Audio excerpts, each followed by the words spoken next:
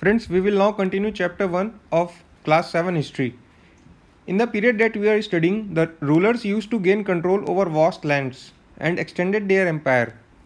For example, if you read this paragraph, in the year between 1266 to 1287, that is a period of almost 20 years, Delhi Sultan Ghiyasuddin Balban, he held control over a vast empire from Bengal in the east to Afghanistan in the west and included all of the South India.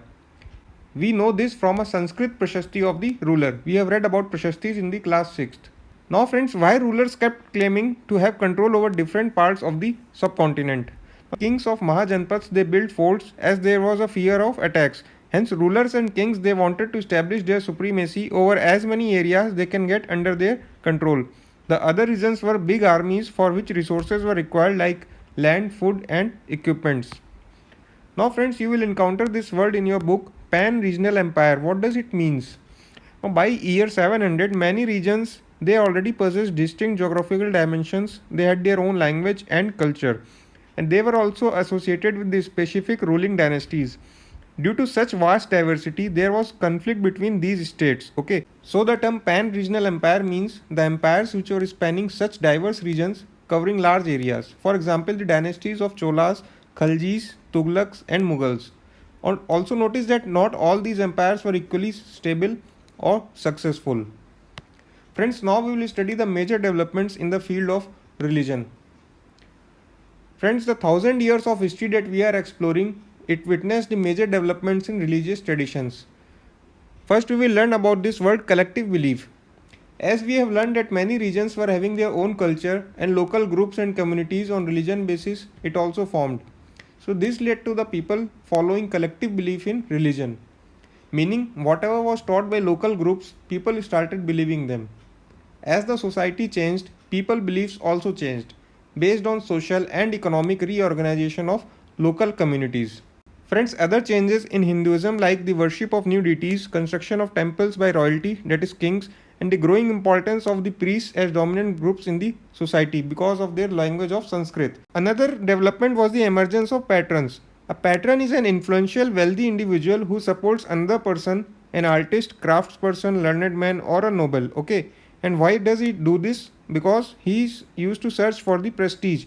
For example, the rulers extended support to Brahmins for their knowledge of Sanskrit, and many rulers were patrons of Islam and the Ulam. What is theology? It is the study of divine. Friends, another development was the emergence of the idea of bhakti, of loving personal deity that devotees could reach without the aid of priests or elaborate rituals, without performing the elaborate rituals. And some new religions also came in this period.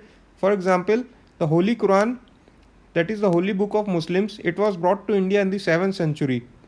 Now friends, like Hinduism, Islam was interpreted in a variety of ways by its followers. There were two groups, Shia Muslims and Sunni Muslims. Friends, Shia Muslims, they believed that the Prophet Muhammad's son-in-law Ali was the legitimate leader of the Muslim community. And Sunni Muslims, they accepted the authority of early leaders of the community who were Khalifas. So there is a mnemonic, you can easily learn this, Shia Ali. Now friends, what were the some major religious developments we have just discussed? This is an NCERT question. Just you can write these points. Friends, now we will move on to another topic, that is thinking about time and historical periods. So in this topic, we will study this topic with the help of this NCERT question. How do historians divide the past into periods? Do they face any problems in doing so? Okay. So friends, historians, they study the past by dividing it into a large periods that possess the shared characteristics. In the middle of 19th century, British historians divided the history of India into three periods based on the religion, that is Hindu, Muslim and British, and they ignored other developments in the economy and the rich diversity of the subcontinent. However, this classification is not followed today.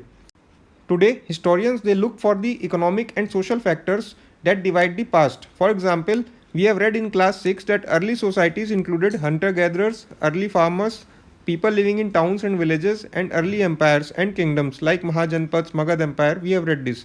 Now in this chapter we are reading the medieval period. Okay, so it is about the spread of peasant societies. Peasant, we know, agriculture laborer, the rise of regional and imperial state formations. Imperial means relating to empire, sometimes at the cost of pastoral and forest people, and the development of Hinduism and Islam as the major religions, and the arrival of European trading companies. So, all these were the changes in the social and economic arena that occurred during the medieval period. So, friends, what are the problems that are faced by the historians? So, see, although a span of 1000 years is characterized by historians as medieval period, but it was not uniform period throughout the medieval history. These 1000 years of Indian history witnessed considerable change. During these years, the societies of the subcontinent were transformed often, and economies in several regions reached a level of prosperity that attracted the interest of European trading companies. Hence, we can conclude that there were elements of modernity also, like material progress and intellectual development during the medieval period. But it is contrasted with the modern period due to grouping of period into one historical unit. Hence, these are the problems that historians face.